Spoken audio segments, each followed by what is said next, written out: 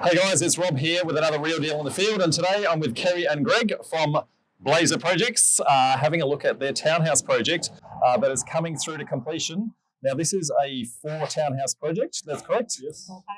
4-pack. So now this is the first townhouse project that you guys have done. We've done a couple of Real Deals in the field with you guys in the past with some subdivisions sort of things. When did you pick this project up? We picked this one up in about March last year, and we settled in June last year. And all of that's, I guess, coming in where all of the costs of buildings and construction going up and all that sorts of things like that. I'm sure that's caused a whole bunch of pain along the way. Yeah, funding excitement and labour constraints are just to throw in the mix. Just to throw into the mix. Now, this is actually stage 2 of another project. So you've picked this up off another developer as they were exiting the deal. So they actually, and I'll just spin momentarily, they actually did that project there, which was stage 1, and this one was going to be stage 2. They sold it to you guys, DA approval.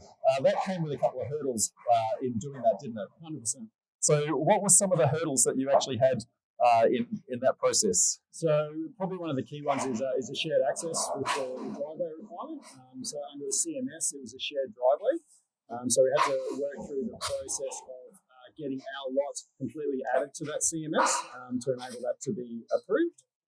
So what that means in English, folks, is the driveway that's sitting right here, that was going to be a shared driveway between the two projects, but the way that the body corporate was actually written up was a little bit ambiguous as to what was going to happen with regards to stage 2.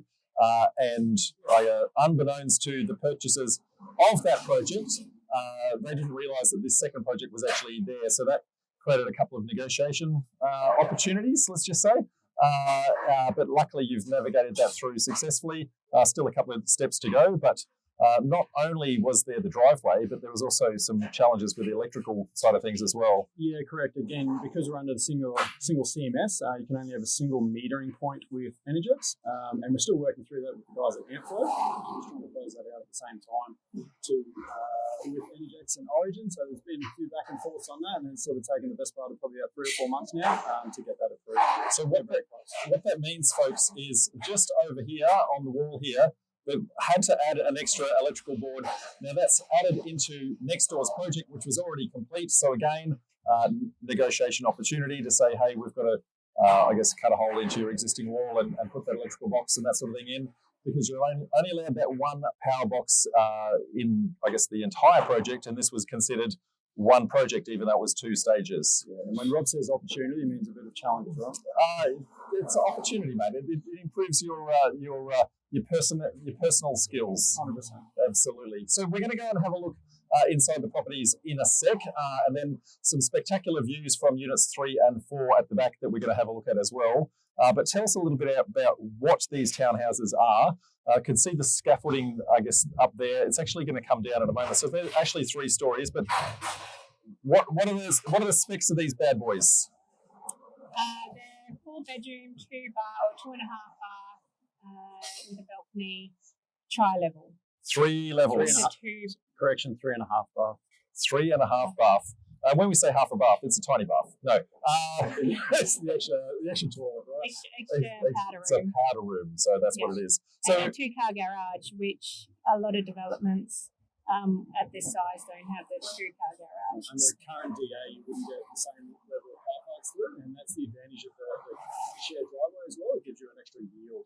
Yeah, so that's probably a good point to make. So this is in Brisbane City Council for anyone watching anywhere around the country, and Brisbane City Council had some changes to their car parking requirements about 2 years ago. So this approval came in under the old rules, which meant that the car parking was a little bit more relaxed.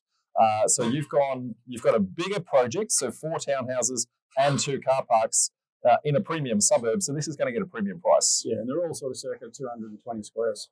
So nice big units. So townhome, not a townhouse. Correct. Yeah. So why don't we go and actually have a look inside these. Now, they're still under construction, so we have to use our imagination a little bit, but we're going to have a look at some of the specs inside. And we'll see you in 2 secs. Okay, here we are at the back of the property, and the money shot is just around the corner. We're going to get to that in a sec.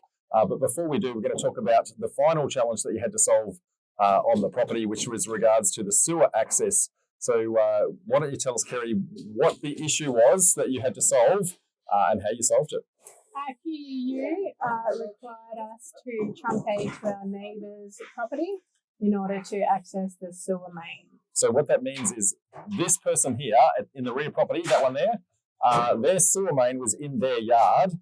And even though the development application said that, yes, it could go through there because that had been discussed with the previous owner, negotiation hadn't actually occurred in order to dig up their yard. So these guys had to dig up their yard. So you can see in here, see that little inspection pit right there?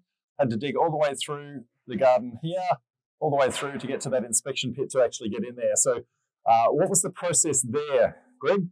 So we had to get an access deed, negotiated with the rear parties. As part of that, so we spoke to them, and then a few back and forth with various solicitors to try and work out the appropriate agreements in place, and also liabilities, that sort of stuff. Once we got that, and as part of that, we also agreed to pay for their solicitors' fees to make sure no inconvenience to them, and then basically all the job done. Got the civil contractor involved, negotiated QU, had a few delays as well on that with floods, as when we were trying to initially complete the tie-ins. We could not, they wouldn't allow it, and therefore we were delayed on the tie-in there for the best part of 8 weeks. And eventually we tied in, and I guess basically make good the damage that we created. So in order to make good, so clearly you've dug up the yard. So dug up the yard all the way across. Would you say 2 meters deep?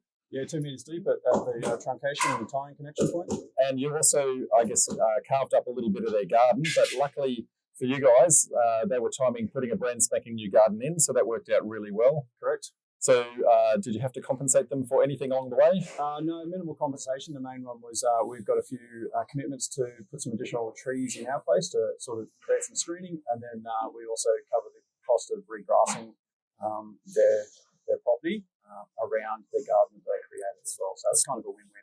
So overall, good negotiations, understanding their needs, helping them to actually get through. Now, let's go have a look at the money shot. So this is what it's all about, folks. So if we can spin around here, there's the city views sitting over the map, somewhere over Kerry's head. There we go. So me and Greg are really tall, Kerry is not. So this is kind of an awkward angle to try and get through. But so the two rear lots, so Unit 3, Unit 4, they're the ones that are actually going to get to this one. We're actually standing on the balcony of Unit 3. Correct. So this is the one that hopefully we're going to get the premium price points for. You've got these on the market at the moment. Correct. What are we asking for this particular one? Well, we're going to keep that a secret. Oh, come on! Happy for you to talk to the owner. Okay, good negotiation. So now completion on these we're expecting just before Christmas. Yeah, sort of late November, December is the current schedule. And we're pushing pretty hard at the moment. I think there was 22 trades on site yesterday, and sort of similar number for the next few weeks to sort of get that internal finishes sorted out. Very good. And we are on the scaffolding right now that hopefully will be coming down tomorrow by the sound of it. Today and tomorrow. So they're just finishing off the cladding and that sort of thing. And they're on the home straight, folks. So if you are in, I guess, the market for a luxury unit in the Hawthorn/Bulimba area, then reach out to these guys. I'm sure they would happily negotiate a good price, really good price. 100%. So it's going to be up there, folks, just letting you know. So, okay, folks, it's been great going through your deal. Looking forward to seeing the actual real deal in detail from start to finish at one of our upcoming meetups. So until then, folks, bye for now, and we'll see you at one of the next meetups. Bye for now. Bye.